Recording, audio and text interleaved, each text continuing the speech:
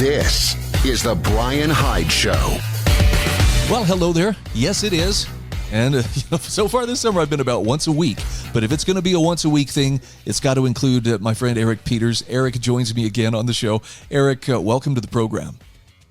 Oh, thank you for having me, Brian. Are we going to commiserate a little bit today? We got to commiserate a little bit. There's the trouble that you and I have is when we sit down to talk, we have a limited amount of time and endless places that we could discuss and commiserate.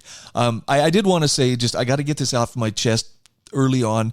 The 14-year-old boy who lives in my heart is very, very happy about some of the fallout with the WNBA right now.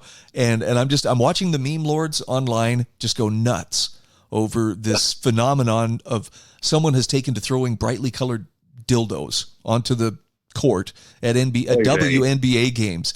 And of course, we're getting the usual, why, that's the most misogynistic sort of thing. But the funny thing is, it's to me, it's a very legitimate form of protest and actually pretty funny. Well, yeah, it's a double entendre because, we're talking about dildos in not just the one sense, but also in the sense of people who are entitled and think, pay me what I'm worth. I mean, this thought has never occurred to me to demand, you get paid what you're worth, by the employer who sets that, by the people who pay your salary. They determine what you're worth, not you. And I'll let it go with this note. One of the funniest comments on it was someone was saying, I think it was actually a WNBA player was saying, stop throwing these things on the court. You're making our job even more dangerous. And someone responded, stop playing basketball on the dildo range. How about they just stop playing basketball? The reason I don't understand WNBA, and this is probably why I'm going to get in trouble, it's like watching a bunch of old guys who are 20 years past their prime play basketball. I mean, look, there are some phenomenal talents. What's her name? Caitlin Clark? Is that I don't follow the WNBA, but I've seen some reels of this girl, and she is a phenomenal player who, incidentally, has to put her on the court with the guys and let's see what happens. Yeah, well, and that's the thing. She spends as much time, getting beat up by the black girls on the court as she does playing amazing basketball, and it's right there for people to see. But anyway. Little contrived drama with the WNBA. And speaking of contrived drama, let's talk about some of the revelations that have come out about the whole Russiagate thing. It sure sounds like there was something orchestrated from the very top, from Barack Obama right on down. And I mean, it could just be political theater. But Eric, are we likely to see something happen in this case? Yeah, we're likely to see a bunch of talk. Again, it's the same old dog and pony show. We talked a little bit off air about this. For 40 years now, going back to when I was a kid, Ronald Reagan. I'm just tired of it. It doesn't matter who we vote for; they always win. Nothing ever changes. Nobody's ever held accountable.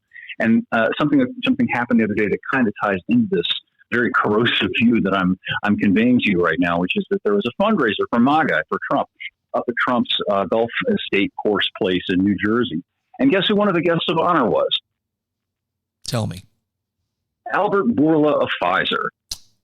From the beautiful vaccine? Right. Wow. Didn't we vote to hold people like Bourla and Fauci and all of the various Gesundheitsführers all over the country accountable for what they did to us for nearly 4 years? And has one of them been held accountable for anything? So stop it, please. I'm not talking to you. I'm talking about them. Yep. You're not going to do anything about Obama. You're not going to do anything about Brennan and Comey. It's just the latest, eruption of the 3 minutes hate, which will then shift to some other target, and none of them will ever be accountable for anything. And in my view, this whole thing, Russia, is a lame attempt to get people to stop talking about the Epstein business. Very well could be. I'll tell you, the one thing that I'm seeing from this, and it's because, like, you've very beautifully stated it, I don't have a reason to really hope and get excited. Yay, they're finally going to fix it. It's not going to happen. The system's not going to reform itself. But this is a prime opportunity for anybody who wants to see what the propaganda outlets, I mean the legacy media, is really about. Look at how they are reluctantly, I mean, just They hate every second, every word in their mouth tastes like ashes, but they have to talk about, this has been referred to the Attorney General and maybe to a grand jury. There may be indictments. There may be arrests. The fact that they even have to talk about it and the language they use absolutely shows that you do not have a free press. Well, sure. The funny thing is nobody's paying attention to them anyway. What's their viewership? Who's watching CNN? Nobody cares. They're literally talking to the hand at this point. The majority of people in this country now listen to, you pick your host du jour, whether it's Joe Rogan or some other person. All of them have a greater audience than, say, CNN does. And the interesting thing about that to me is that the kind of consensus that you and I grew up with when there was CBS, NBC, and ABC, and pretty much everybody was listening to the same news, and it may have been fake news or not, but we were all kind of on the same page, so to speak. Everybody's now in their own little corner of the internet listening to their own particular megaphone. Well, and I would not encourage people to consume a steady diet of mainstream, content, mainstream media content.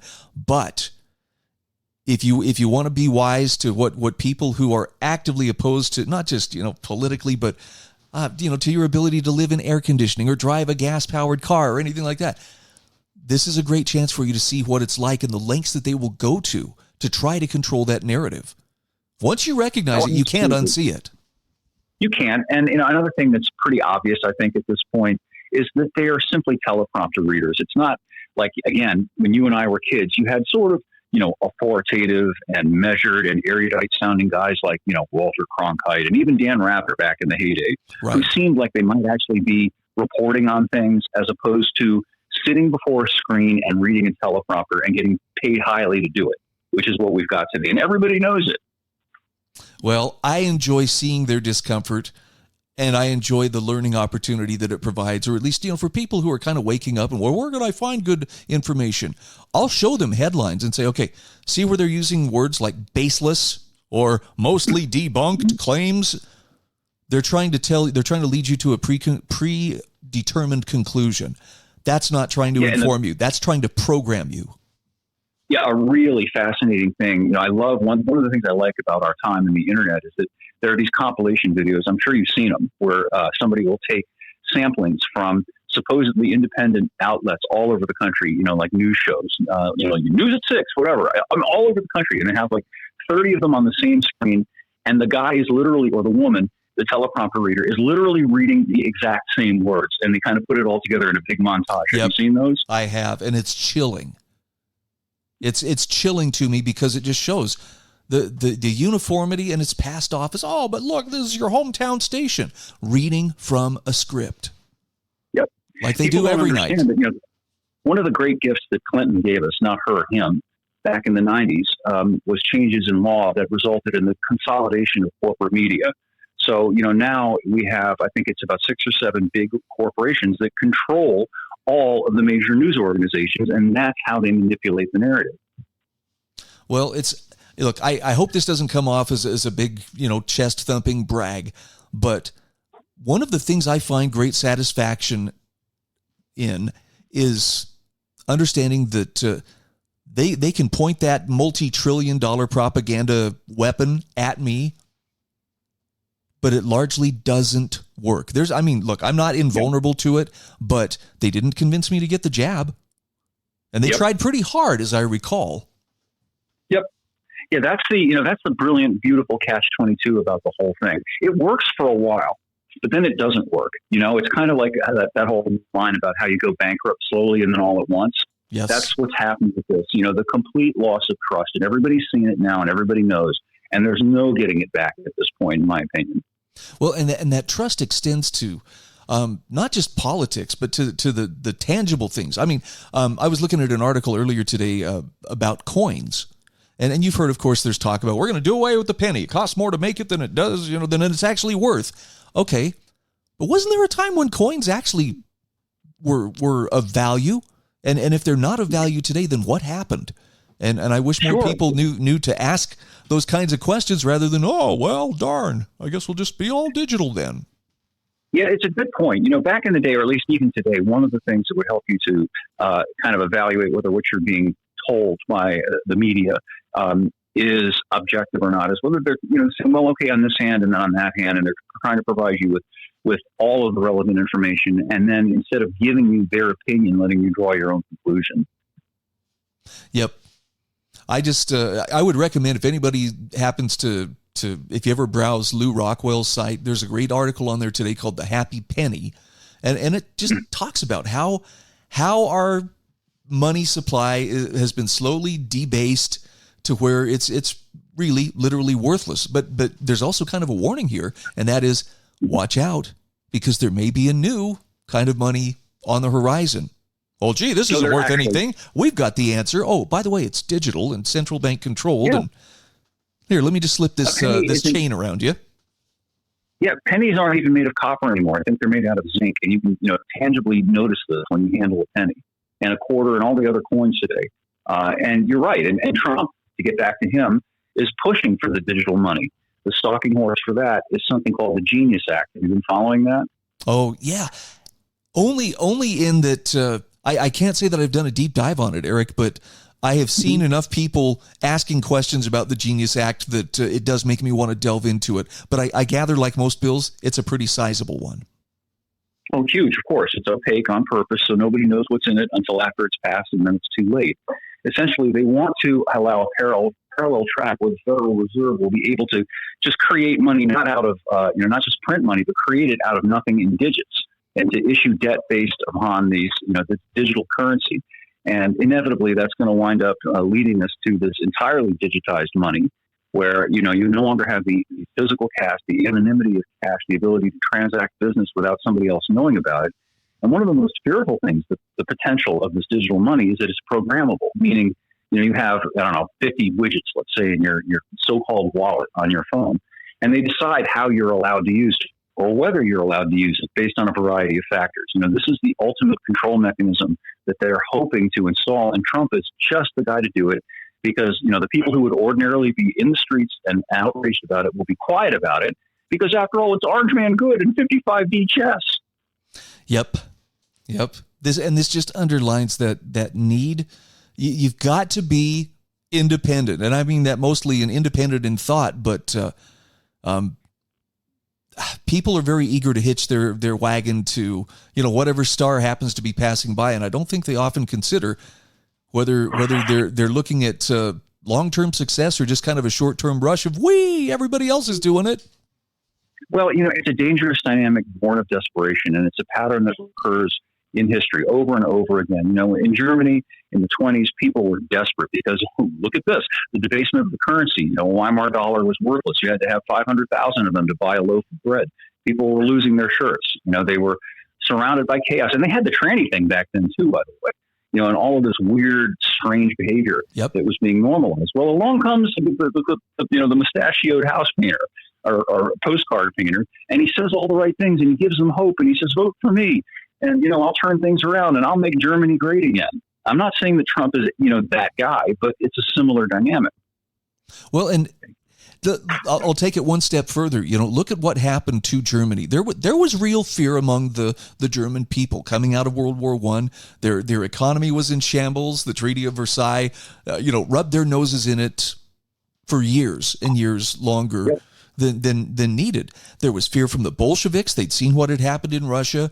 And then, of course, the Reichstag was burned. And, now terrorism on top of it. So sure, I'm not giving the German people a free pass, but I'm saying when people are fearful, they sometimes make stupid decisions. Look at us after 9/11, for instance. Yeah, you scare people. And as Mencken said, scared people are clamorous to be led to safety. It's just the oldest trick and con in the book. And they use it over and over again because it is effective. Yep. And again, I know I'm hitting this theme hard, but this is why we have to be very cautious and wary of anything that's coming to us, either from government sources or from legacy media sources, and yes, even from the alternative media sources, which like Joe Rogan and so forth, are gaining ground and becoming the places where people get their information. I know you have a love-hate relationship with X, for instance, but my understanding is X is actually one of the biggest news platforms on earth right now. Well, it is. Yeah, it's got a tremendous audience, but I think at the end of the day, They must have their feet held to the fire, just like we do, or hope we do, with politicians. No more blind support, no more blind trust, no more, oh, he said this, but he actually did something else. Watch what they do and watch what they say. And when they say something or do something that's sketchy, it has to be called out. And if they do it again, they have to be written off as untrustworthy. Yep. And I hope it's clear. I would hope people understand this. The idea of being aloof or being disconnected from the narrative and not just running along with the herd, it's not about a sense of superiority of, oh, look how much better I am than everybody else. It's about making the best use of the time that each one of us has. I want to be able to live my life to where at the end of my life I can look back and say that I did my honest best not to leave the world worse than I found it. That's a tall order, right? Well, how did you improve it? I guess what I'm getting at is if you're a good person, you've improved the world, but it does take effort to be that good person. Amen. And I think there's another aspect to it that's related, and that is that we should strive to be adults. Little kids listen to adults to be told and given direction because they're kids and they really don't know the world yet. They don't understand how it works. So they do need somebody who has some experience and has more knowledge than they do. This is how it's done. This is why it's done, and so on. But the thing that defines a grown-up is that the grown-up makes up his own mind, doesn't rely on other people to control his mind. And that's what we need to get back to where we were. Hear, hear.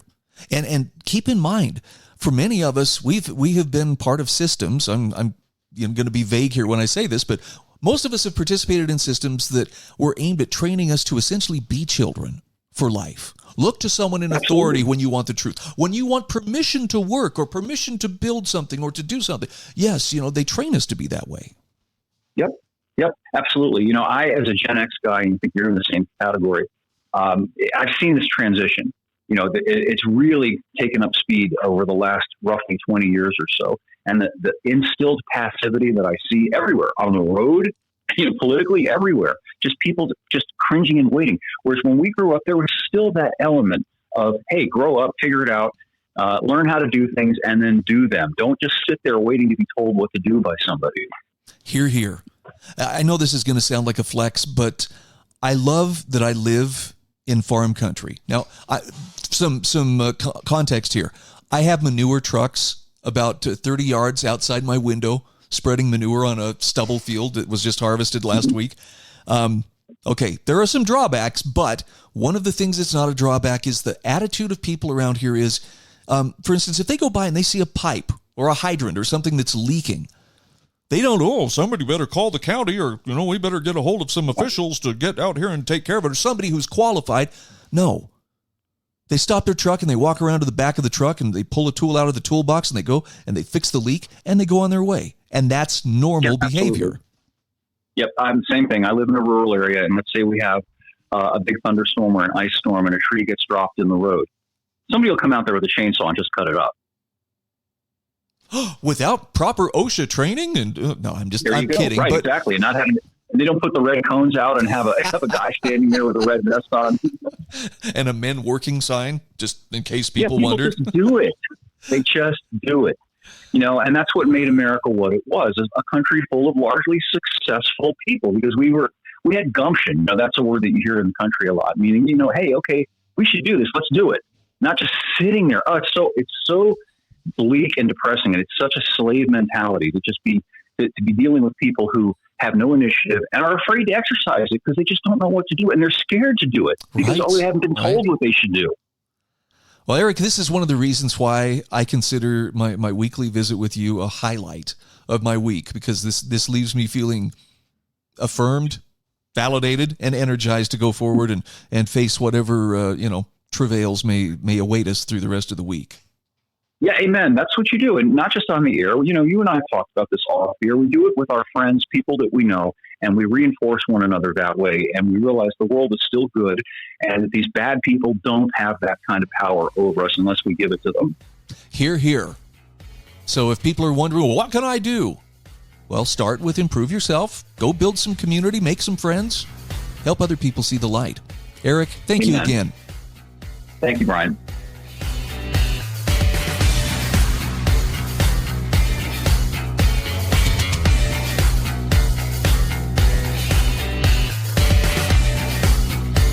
This is the Bryan Hyde Show.